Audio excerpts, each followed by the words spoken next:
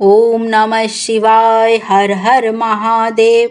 स्वागत है आप सभी का मेरे YouTube चैनल में। आप सभी से मेरा विनम्र निवेदन है कि अगर अभी तक आप लोगों ने मेरे चैनल को लाइक सब्सक्राइब नहीं किया है तो प्लीज़ कर लीजिए, क्योंकि चैनल को सब्सक्राइब करने में आपका 1 रुपये भी नहीं लगता। आइए शुरू करते हैं आज की कथा। आज हम सुनेंगे श्रावण मास के 14वें अध्याय की कथा। बोलिए शंकर भगवान की जय हो, माता पार्वती की जय हो। एक समय की बात है, सर्वलोक हितकारी राजा अजापाल इस पृथ्वी पर राज्य करते थे। उस समय संपूर्ण व्याधि उनके यहाँ अजा अर्थात बकरी के रूप में रहती थी। उनको अपने अधीन सुरक्षित करने के कारण ही उन राजा का नाम अजापाल पड़ गया था। वे उन सब स्त्रियों को रात में लाकर एक स्थान पर रख देते थे, अतः उन अजाओं का आश्रय स्थान अजागृहा के नाम से प्रसिद्ध हुआ। हटकेश्वर तीर्थ में अजागृहा नामक जो तीर्थ है, वहाँ दर्शन करने पर इस भूतल के सभी मनुष्यों के पापों का नाश करने वाला है। उस क्षेत्र में एक समय कोई तपस्वी रूपधारी ब्राह्मण आए और तीर्थ यात्रा के प्रसंग से रात में वहां ठहर गए। उसने उस अजावृंद को निर्भय बैठा देखकर यह अनुमान लगाया कि कोई मनुष्य रहता होगा, अन्यथा रात को इस वन में रक्षक से रहित पशु कैसे टिक सकते हैं। वह रक्षक कहीं से आता ही होगा, अतः मैं निर्भर होकर यहीं पर रहूंगा।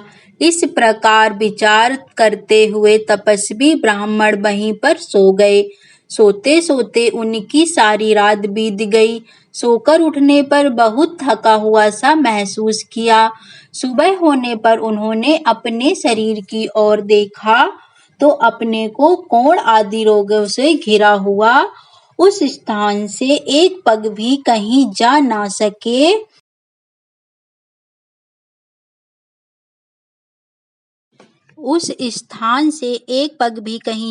सके। उनमें शक्ति नहीं रह गई थी। उन भयंकर रोगों से युक्त होकर वह सोचने लगे, क्या कारण है, मेरा शरीर अस्वाद ऐसा क्यों हो गया। इतने में ही वहां पर एक तेजस्वी पुरुष आए। उन्होंने उस यज्ञ श्रुत को भिन्न भिन्न नामों से पुकारा और बाएं हाथ में डंडा लेकर सबको चराने के लिए ले चला। इसी समय उनकी दृष्टि भय और रोग से घिरे हुए ब्राह्मण पर पड़ी, जो कहीं भी जाने में असमर्थ था। तब राजा ने आदर से पूछा, हे द्विज, आप कौन हो, इस दशा में इस स्थान पर क्यों आए हो। मेरे राज्य में तो कहीं किसी के भी कोई रोग नहीं है। तुमने मेरा नाम सुना ही होगा, मैं राजा अज हूँ।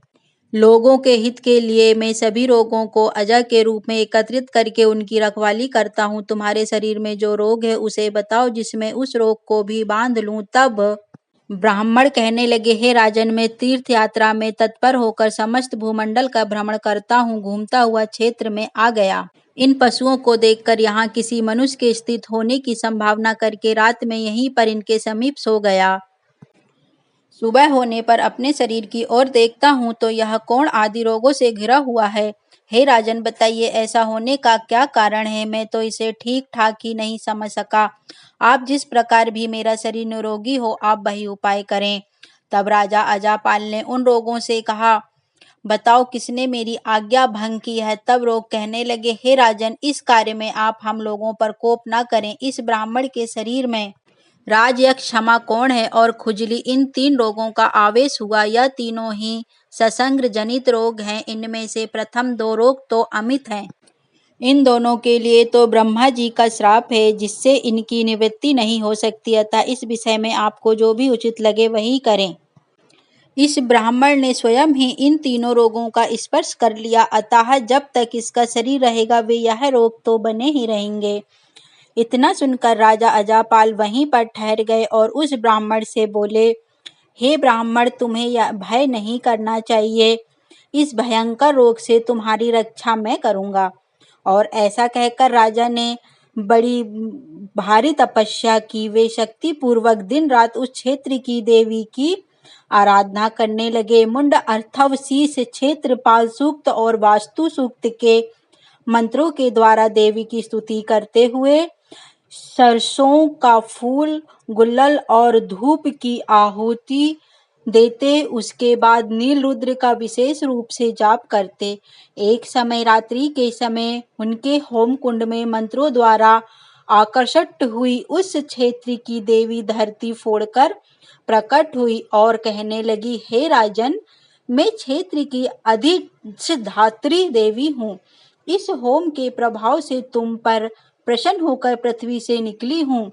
हे महाभाग्य, कहने लगी देवी, तुम सदा इसी स्थान पर वास करो, जिससे रोगों के ससंग जनित दोष इस भूमि से विदा हो जाएं और यहाँ ब्राह्मण देवता जैसे भी रोग मुक्त हो जाएं, ऐसा उपाय करो। तब क्षेत्र देवी कहने लगी, राजन, इस स्थान को मैंने सब व्याधियों के दोषों से रहित कर दिया। आज मैं सदा यहीं निवास करूंगी। इस समय से जो भी व्याधिग्रस्त पुरुष इस स्थान पर आएगा, भक्ति पूर्वक मेरी पूजा करेगा, वह पूरी तरह से निरोगी हो जाएगा। आज यह क्षेत्र आदर और भक्ति के साथ पवित्र और एकाग्रचित्त होकर मेरी पूजा करें। इस क्षेत्र में एक दूसरा प्रसिद्ध तीर्थ है, चंद्रकूप का। उसमें यह ब्राह्मण देवता प्रतिदिन स्नान करें। पूर्व काल में दक्ष के श्राप से क्षय रोग से ग्रस्त हुए महात्मा चंद्रमा ने अपने स्नान के लिए उस कूप का निर्माण किया था। इसके सिवाय यहाँ खंडशिला नाम से प्रसिद्ध एक देवी रहती है। वही सौभाग्य कोपी का नामक तीर्थ है। उस कूप में स्नान करके यहाँ खंडशिला देवी का दर्शन करें। पूर्व काल में कुष्ठ रोग से पीड़ित कामदेव ने अपने स्नान और कुष्ठ रोग के निवारण के लिए उस सौभाग्य कोपिका का निर्माण किया था। इसी प्रकार यहाँ पर अपसरस कुंड भी है, जिसमें रविवार के दिन स्नान करने से खुजली मिट जाती है। उसके बाद ब्राह्मण देव ने परम पवित्र चंद्र कोपिका में स्नान करके भक्ति भाव से देवी का पूजन किया। 1 महीने तक पूजा करने के बाद वे राजकमक से मुक्त हो गए। उसके बाद कामदेव निर्मित सौभाग्य को गिका के दर्शन और उसमें स्नान करके वे खंडशिला देवी का दर्शन प्रतिदिन करने लगे। 1 महीने तक ऐसा करने से उन्हें कुष्ठ रोग से छुटकारा मिल गया। उसके बाद रविवार को अप्सराओं के कुंड में स्नान करने से उनकी खुजली भी जाती रही। रोग मुक्त होकर ब्राह्मण अत्यंत तेजस्वी दिखाई देने लगे। उन्होंने अत्यंत प्रसन्न होकर राजा को आशीर्वाद दिया और उनसे विदा लेकर वे अपने अष्ट स्थान को चले गए। फिर राजा आज पुनः अपनी स्त्री के साथ पाताल लोक में हटकेश्वर जी के पास चले गए। अजाग्रह में स्थित होने के कारण उस क्षेत्र की देवी सब और अजाग्रह के नाम से विख्यात हुई। आज भी राज यक्षमा से ग्रस्त हुआ जो भी मनुष्य विधि पूर्वक देवी का पूजन करता है, वह शीघ्र ही निरोग हो जाता है। बोलिए अजाग्रह देवी की जय हो। एक समय पार्वती ने महादेव जी से पूछा, हे भगवान, श्री विष्णु का दैत्यशूदन नाम किस समय और किस प्रकार हुआ? तब महादेव जी कहने लगे, देवी, भगवान दैत्यशूदन विष्णु के नाम अनादि और अनंत हैं। प्रत्येक कल्प में उनके नए नए नाम प्रसिद्ध होते हैं। पूर्व कल्प में उनका नाम शियाव्रत था, दूसरे कल्प में पानमन हुआ, तीसरे में बजराम कहलाए और चौथे में कमला प्रिय उनका नाम हुआ, पांचवे में दुख हरता, छठे में पुरुषोत्तम और सातवें कल्प में वे दैत्यशूदन के नाम से प्रसिद्ध हुए। पूर्व काल में देवताओं और असुरों में बड़ा भारी युद्ध हुआ। उस युद्ध में देवकंटक दानवों से पराजित होकर सभी देवता क्षीर सागर में निवास करने वाले श्री हरि की शरण में गए और प्रणाम करके उनकी स्तुति करने लगे। देवताओं ने कहा, हे देव जगन्नाथ, आपकी जय हो। आप दैत्यों और असुरों का मान मर्दन करने वाले हैं। आपने ही वराह रूप धारण करके इस पृथ्वी का उद्धार किया था। मत्स्य रूप से आपने ही समुद्र के जल से वेदों का उद्धार किया। जब क्षीर सागर का मंथन हो रहा था, उस समय कर्म रूप धारण करके आपने अपनी पीठ पर मंदराचल उठाया और लक्ष्मी जी का उद्धार किया। आपको मेरा नमस्कार है। हे, आप लक्ष्मीपति हैं। लक्ष्मी जी ने आपका आश्रय लिया है। हे देव, आप पीड़ितों की पीड़ा का नाश करने वाले हैं। आपने 52 रूप धारण करके बलि को बांधा और बराह रूप से महादैत्य हिरण्याक्ष का वध किया है। आपने ही नरसिंह रूप से कश्यप को आकाश में धारण करके मारा है। आप ही संपूर्ण देवताओं के है मूल है। हे प्रभु, हे महादेव, आपने ही समस्त संसार का उद्धार किया है।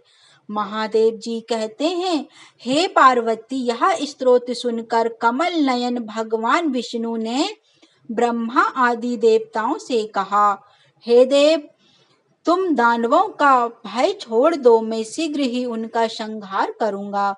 और ऐसा कहकर श्री विष्णु देवताओं के साथ वहां आए। चक्र के द्वारा पृथक पृथक सब दानवों का संहार उन्होंने नष्ट कर दिया, आरंभ कर दिया। यह देखकर दानव से विकल होकर भागने लगे। प्रभात क्षेत्र में आकर उन्होंने समुद्र की शरण ली। भगवान ने अपने चक्र से सब दैत्यों का सफाया कर दिया। उनके मारे जाने पर देवताओं, ब्राह्मणों और तपस्वी जनों का कल्याण हुआ। संसार की व्याकुलता दूर हो गई, सबका चित्त मन स्वस्थ हो गया। तभी से भगवान विष्णु का नाम दैत्य सूदन हुआ। उनके दर्शन करके मनुष्य 7 जन्मों तक दरिद्री और दुखी नहीं होते। श्रवण नक्षत्र में द्वादशी का योग पूर्णदाय है। उस समय भगवान दैत्य सूदन के शयन और उत्थान का उत्सव होता है। उस अवसर पर दैत्य सूदन भगवान के समीप एक एक उपवास का 10-10 उपवास के बराबर फल होता है। चांडाल और पशु पक्षी भी यदि वहां प्राण त्याग दें तो बैकुंठ में जाते ही कार्तिक और वैशाख के महीने में वहां पर श्रद्धा पूर्वक 1 महीने तक उपवास करें। उस समय एक एक उपवास का कोटि उपवास के बराबर फल होता है। विष्णु क्षेत्र का तो प्रभाव ही ऐसा है, जो वहां 1 मास या 1 पक्ष तक दीपदान करता है, उसे कोटि गुण फल की प्राप्ति होती है।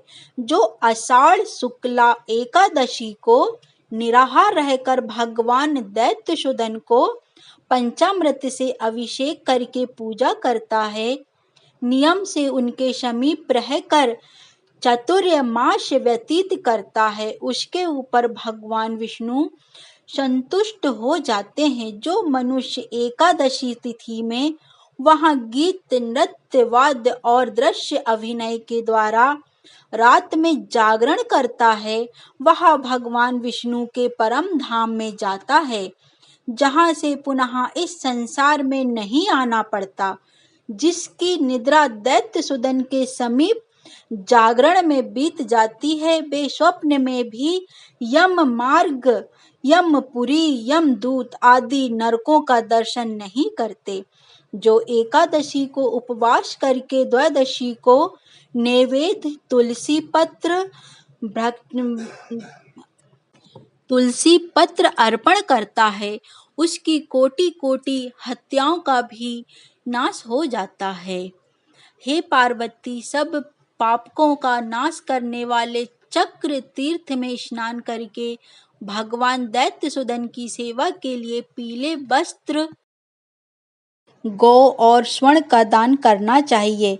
महादेव जी ने आगे क्या कहा, हम अगले अध्याय की कथा में सुनेंगे। आज के अध्याय की कथा यहीं पर समाप्त होती है। बोलिए शंकर भगवान की जय हो। यदि कथा अच्छी लगी हो तो लाइक करें, शेयर करें, सब्सक्राइब करें